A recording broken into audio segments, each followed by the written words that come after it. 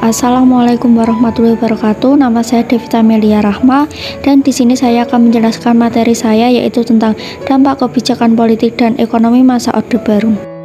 Kehidupan politik masa Orde Baru. Kebijakan politik yang dikeluarkan terbagi menjadi dua, yaitu kebijakan politik dalam negeri dan luar negeri. Masing-masing kebijakan tentunya dikeluarkan berdasarkan kebutuhan negara. Idealnya, kebijakan yang dikeluarkan adalah yang menguntungkan dan mengedepankan kepentingan rakyat banyak. Nah, kita lihat nih beberapa kebijakan politik pada masa Orde Baru. Kebijakan politik dalam negeri dibedakan menjadi 4. Yang pertama, pelaksanaan pemilu pada tahun 1971. Pada tahun 1971 ini, para pejabat pemerintah hanya berpihak kepada salah satu peserta pemilu yaitu Golkar. Yang kedua, penyederhanaan partai politik.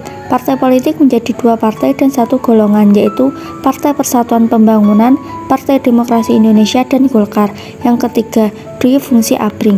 Dui fungsi ABRI adalah peran ganda ABRI sebagai kekuatan pertahanan keamanan dan sebagai kekuatan sosial politik.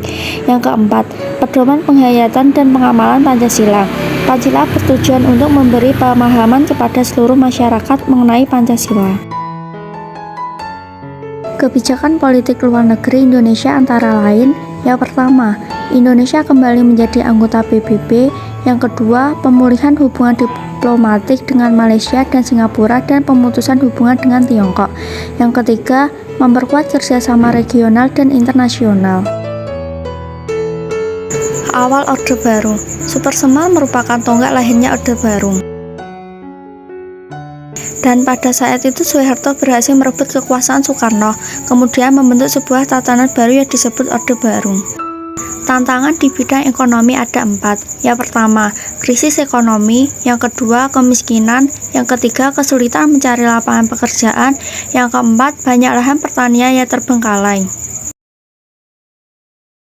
Kebijakan-kebijakan dalam Orde Baru. Yang pertama, pemerataan pemenuhan kebutuhan pokok rakyat khususnya pangan, sandang, dan perumahan. Yang kedua, pemerataan memperoleh kesempatan pendidikan dan pelayanan kesehatan. Yang ketiga, pemerataan pembagian pendapatan. Yang keempat, pemerataan kesempatan kerja. Yang kelima, pemerataan kesempatan berusaha. Trilogi pembangunan. Trilogi pembangunan terdiri dari 3. Yang pertama, stabilitas nasional dan yang dinamis. Yang kedua, ekonomi tinggi. Dan yang ketiga, pemerataan pembangunan dan hasil-hasilnya. Kebijakan selanjutnya adalah pemerintah menyusun rencana pembangunan 5 tahun atau REPILITA yang bertujuan untuk meningkatkan sarana ekonomi, kegiatan ekonomi, serta kebutuhan pangan. REPILITA ini akan dievaluasi selama 5 tahun sekali. Sekian dari saya. Wassalamualaikum warahmatullahi wabarakatuh.